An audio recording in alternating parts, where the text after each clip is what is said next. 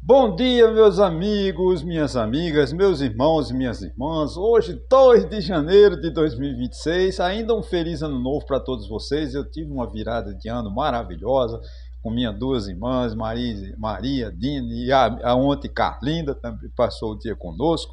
É muita alegria. Então, desejo um bom ano novo para todos vocês, que tenha havido muita saúde. Eu deixo aqui o meu e-mail, meu telefone, caso queiram entrar em contato comigo, fiquem à vontade. Também eu quero dizer o seguinte, que eu peço desculpa se tiver alguma microfonia, porque eu estou gravando com o microfone, dá uma microfonia, não sei da onde, mas acontece, eu peço perdão. Segundo lugar, o título de hoje, Brasil entre a corrupção, o populismo e a falta de rumos. Antônio, você começou o ano de 2026 pessimista? Não, é a realidade. Né? O ano de 2025 não deixa dúvidas, né? Quanto ao estado da deteriorização institucional vivido pelo Brasil. O avanço da corrupção, especialmente do poder legislativo, gente, tornou-se um fenômeno escancarado, quase normalizado. Parece que não tem mais leis no nosso país.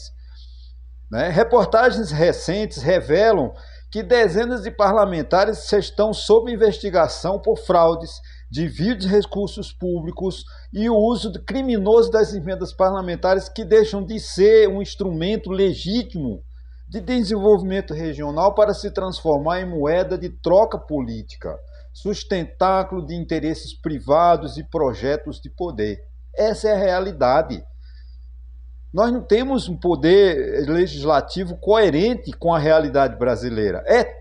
Virou uma banda de corrupção o Congresso Nacional. Ah, você é pessimista? Não, é uma realidade. Mais de 20 parlamentares estão envolvidos com inquéritos policiais. Mais de centenas de processos estão aguardando o julgamento no Supremo Tribunal Federal. O nosso poder legislativo virou uma carnificina, para ser, desculpe o termo agressivo, mas é uma verdade, é uma carniça, ele fede, ele enoja toda a sociedade brasileira. O Congresso Nacional, que deveria atuar como guardião da democracia e da moralidade administrativa, deu as costas para o povo brasileiro. Passou a legislar para uma minoria privilegiada, 1% da população que é rica, enquanto ignora 99% da população, que são os restantes. Né? O resultado está à vista: serviços públicos degradados, aumento da desigualdade social, descrédito generalizado nas instituições. Qual é a instituição que a gente tem respeito no Brasil? Antigamente você falava de Banco do Brasil, de SCT, o Supremo Tribunal Federal, o Banco Central, eram instituições que a gente respeitava, tinha admiração, hoje estão desmoralizadas por causa da corrupção e do jogo político. A saúde pública continua incapaz de atender a dignidade da população. A educação brasileira continua entre as piores do mundo, em avaliações internacionais, comprometendo o futuro de gerações.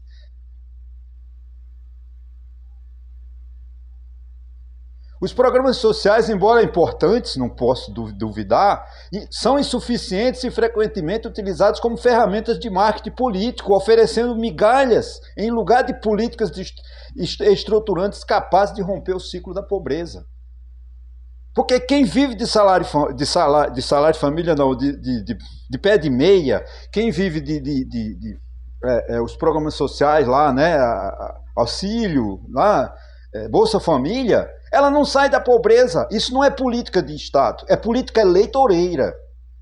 Eu quero uma política de Estado que favoreça essas pessoas terem acesso a uma boa educação, a uma boa saúde, a um bom transporte público, que nós não temos.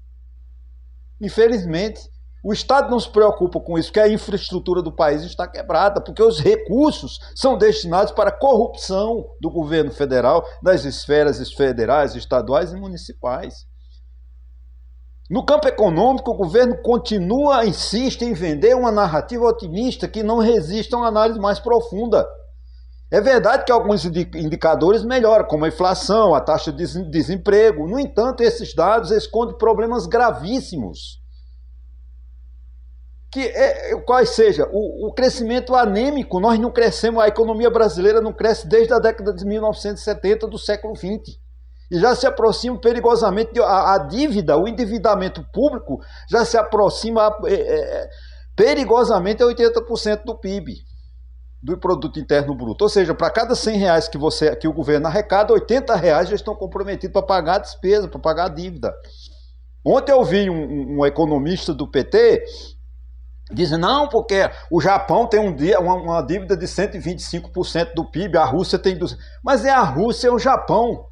Eles podem se endividar, nós não podemos, porque nós somos um país pobre. E os recursos para endividamento, para pagar juros, deixam de ser canalizados para onde pode beneficiar o povo. A ausência de um programa sério de corte de gastos revela uma opção política clara, sacrificar o futuro para garantir ganhos eleitorais imediatos. Em ano pré-eleitoral, o governo prefere estimular a circulação de moeda, pressionar o Banco Central a manter os juros elevados, penalizando a população já profundamente endividadas. A população brasileira está muito endividada, acho que já chegou a 50% da dívida nacional. O brasileiro está, né, com um endividamento muito grande. Trata-se de um populismo irresponsável que cobra o seu preço a médio e longo prazo. Não podemos esperar, eu não espero milagre do PT, nunca esperei, porque eu sei que o PT é um programa do PT. Eu me lembro na década de 80, 89, quando surge o PT, né, a reforma constitucional, a redemocratização, o PT nunca apoiou, o PT sempre foi do contra, porque o PT não defendia o Brasil, o PT defendia o Partido dos Trabalhadores, que é ele. O Lula é o pior adversário político que você pode ter, como foi no governo de FHC, no governo de Sarney, no governo de Collor, em tudo, o PT sempre foi uma oposição cruel, desumana. Então agora assume o governo e fica com programas populistas. Ah, você está falando mal do governo? Não. Mas eu quero um programa de Estado que desenvolva o país, que invista em infraestrutura, que tenha estradas, que tenham rodagens, que possam escoar portos, que possa escoar a nossa produção, que melhore a nossa indústria. Cadê o programa de indústria que nós não temos? O papel das empresas estatais, mantidas artificialmente à custa do contribuinte. Falta coragem política para enfrentar a realidade dessa sobra de exposição a recursos fáceis. Você vê a questão dos Correios, completamente falido, o governo avaliza 12 bilhões de reais e já está com problema por questão de trabalhista, porque não paga. E o Correio não tem condições de sobreviver como empresa, mas o governo mantém, para manter o cargo político, para manter a suposta ideia do Estado grande, o Estado desenvolvedor. Né? No cenário eleitoral, a fragilidade do governo em Minas Gerais, gente, é um sinal inequívoco de desgaste. Né? Desde a redemocratização de 1989, que foi a primeira eleição para presidente da República, né, depois da redemocratização, o Estado de Minas tem papel decisivo nas eleições presidenciais. E a incapacidade de construir um palanque sólido revela o isolamento político, a ausência de lideranças fortes e a hesitação em nomes tradicionais indicam que o projeto de poder encontra resistência crescente. O PT perdeu espaço em Minas e é um dos principais colégios eleitorais do Brasil, São Paulo, Rio e Minas Gerais. Quem ganha em Minas ganha a eleição. Isso já virou um folclore, já virou um truísmo, já virou um clichê. Né? A crise institucional também se manifesta na esfera cultural e simbólica.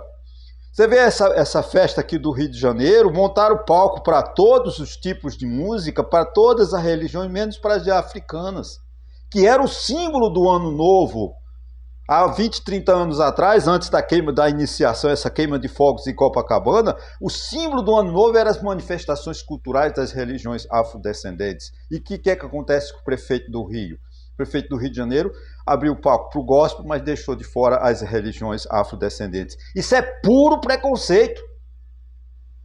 Não adianta o prefeito ficar com conversa fiada, é puro preconceito, lamento muito o Eduardo Paes, tem por ele grande admiração, mas quando ele não construiu, não criou, não armou um palco para que as manifestações de afrodescendentes fossem manifestadas, isso é um preconceito que o Brasil é um país racista, um país que não respeita a etnia das pessoas. Fere diretamente a Constituição essa atitude. E os tratados internacionais dos quais o Brasil é signatário. Um Estado laico não escolhe crenças, protege todas.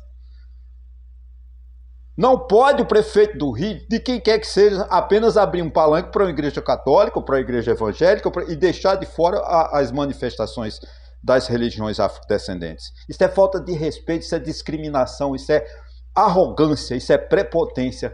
E vivemos ainda na era da escravidão. Essa é a realidade brasileira. Por fim, a prisão de Jair Bolsonaro representa um marco político e jurídico. Pesquisas indicam que a maioria da população compreende o episódio como resultado de seus próprios atos e não como perseguição política. Trata-se de um recado claro: ninguém está acima da lei. Ainda assim, o discurso vitimista persiste, alimentando a radicalização e o ataque às instituições. A desmoralização que tentam construir para desmoralizar as instituições democráticas. Lideradas pelo pessoal do PSOL, pelo pessoal do... Eu estou acostumado a falar mal do PSOL, olha aí. Pelo pessoal da direita de Jair Bolsonaro. O Brasil entra em 2026 diante de uma encruzilhada histórica. Ou rompe com o populismo, com a corrupção sistêmica e com a irresponsabilidade fiscal, ou continuará condenado à estagnação, à polarização e à perda de credibilidade interna e internacional. Não há espaço para ilusões, meus amigos. A conta desse modelo falido sempre recai sobre o povo. E, mais uma vez, será alta a conta. Eu acho que essas palavras ácidas que eu manifestei, mas é uma realidade. Nós precisamos enfrentar em 2026, que não tenho esperança, porque é um ano de eleição. O governo do PT não vai fazer nada de concreto, porque ele está em campanha. Né? A candidata Lula já está no palanque. A direita também está no palanque com o filho de Jair Bolsonaro. O Centrão está rachado, mas dizem que ainda esperam a desistência do filho de Bolsonaro e a inclusão do Tarcísio de Freitas. Não sei, sinceramente não sei. Agora me chama a atenção uma questão também em Alagoas, né? Em Alagoas, o presidente Lula fez um acordo, não cumpriu ainda, que era colocar a tia do prefeito de Alagoas no STJ, como desembargadora do STJ. Parece que não cumpriu. E a candidatura para o Senado, as candidaturas para o Senado em Alagoas estavam decididas, Arthur Lira e o Renan Calheiros. Mas vai que surge, de repente, um nome de uma mulher jovem, bonita, que é a esposa do prefeito de Alagoas, não sei o que lá, Caldas, desculpa eu não saber o nome, chama ele de JHL, ou JHC, João, acho que é João não sei o que, Caldas. A esposa dele, que é mato-grossense, muito bonita, e parece que quer ser candidata ao Senado. Se ela confirmar essa candidatura, o JHC, que é o João Caldas, o prefeito de Maceió, romper com o Renan e com o Arthur Lira, tem chance, ou Arthur Lira perde, ou Renan perde e uma vaga. Então isso é a política de Alagoas.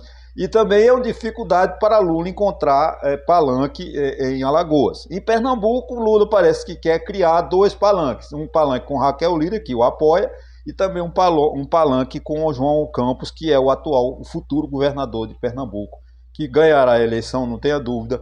Raquel Lira vai ficar perdida, não tem chance nenhuma de ganhar a eleição de João Campos.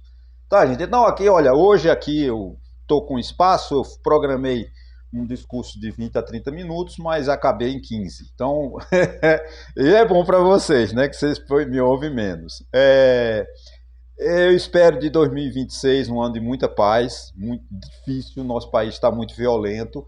A questão dos em Minas Gerais, acho que é na Bahia, né? 6 pessoas envenenadas com bebida falsa. Não acabou, só a mídia deixou. Porque é o seguinte, a grande mídia no Brasil, ela está... pelo seguinte, gente, a função da imprensa é informar verdade e provocar opinião, discussão. Mas nos últimos anos, a grande imprensa, eu sinto dificuldade, eu que pego as informações primárias nos grandes jornais, eu sinto dificuldade de achar matéria honesta. Essa questão do Grupo Master. Você não está falando sobre o Banco Master. Porque isso ainda está no início, mas isso é uma máfia. Brasília é cercada de empresários, de lobistas, os ministros todos estão comprometidos, de todos os tribunais, tudo é comprometido com grandes lobistas, com grandes banqueiros. Porque Brasília é isso, Brasília é negócio, Brasília é fechamento de acordo. Mas eu não aguento mais essas mentirinhas que a imprensa está inventando. Porque o soluço de Bolsonaro, tá bom, o soluço de Bolsonaro, ok, mas tem mais coisas importantes do que o soluço de Bolsonaro. Tem coisas mais importantes para a gente discutir no Brasil do que a anistia. Nós passamos 1 ano ou 3 anos nesse país discutindo a anistia de Jair Bolsonaro. E como você vê, 52% da população acha que Bolsonaro está preso porque cometeu os crimes e acabou. Mas o Congresso Nacional, como eu falei também no meu início, de costas para a população, não discutiu um projeto que diga assim, que traga benefício ao país. Está fazendo fofoca. Deputado que tenta justificar o que é injustificável. Deputado que diz, que eu guardei 430 mil em casa, ou 400... porque eu não tive tempo de ir ao banco. Gente, isso é um picareta, isso é um mentiroso. Ninguém hoje, no século XXI, com todas as tecnologias, vai guardar 430 mil em casa. Isso é dinheiro fruto de corrupção. Não interessa, pode não ser dele, mas alguém pediu para ele guardar esse dinheiro. Isso é dinheiro de corrupção. Então o país vive uma situação caótica, uma situação muito difícil. Mas eu não quero ser pessimista e não estou sendo pessimista, eu estou tratando da realidade do nosso país. O nosso país não discute coisas sérias. Segurança pública, o crime organizado no Estado, o crime organizado tomou conta, privatizou, está na Faria Lima, o crime organizado está no poder nas prefeituras, nos estados, nos governadores. Ora, se um Estado que tem o crime dentro do Estado, qual é o Estado que vai cometer crime, que vai combater crime? Só vai combater o crime do pobre, o ladrão que rouba meia tigela, que rouba uma laranja, que furta um shampoo numa farmácia. Esse vai pegar 4 anos de cadeia. Mas o grande criminoso está no Palácio Laranjeiras, no Palácio Guanabara, no Palácio Buriti. Né? Você vê, esse é o problema nosso. E a grande imprensa não divulga os verdadeiros problemas, porque fica discutindo o soluço de Bolsonaro, com todo respeito ao Jair Bolsonaro. Acho que ele melhorou do soluço, tomara que ele melhore, mas tem coisas mais importantes. Tem coisas mais importantes para discutir no Congresso Nacional do que a anistia para Jair Bolsonaro. Mas, infelizmente, nosso país está perdido. Nosso país está sem rumo. Porque o próprio governo Lula não tem rumo. O PT não tem rumo, o PT está perdido. O Brasil não tem governo, nem a esfera federal, nem nos estados. Você vê agora, há pouco tempo, no editorial do Globo de hoje, a fragilidade do sistema educacional. O Brasil botou todo mundo na escola, mas não ensina. Estatisticamente, para a ONU, para as organizações internacionais ou multilaterais, o Brasil é um país perfeito, que põe todas as crianças na escola, mas não ensina. E que adianta as crianças irem à escola se não aprendem? São reflexões que a gente precisa de fazer. Porque eu já falei aqui inúmeras vezes, eu sou solteiro, 69 anos, farei daqui a 28 dias, né? Mas eu tenho minhas sobrinhas, eu tenho os meus sobrinhos, e o futuro é deles, e o futuro deles será salgado, difícil, porque a nossa omissão. Não pense você, eu não me preocupo. Mas você tem um filho, você tem uma neta, você tem um neto.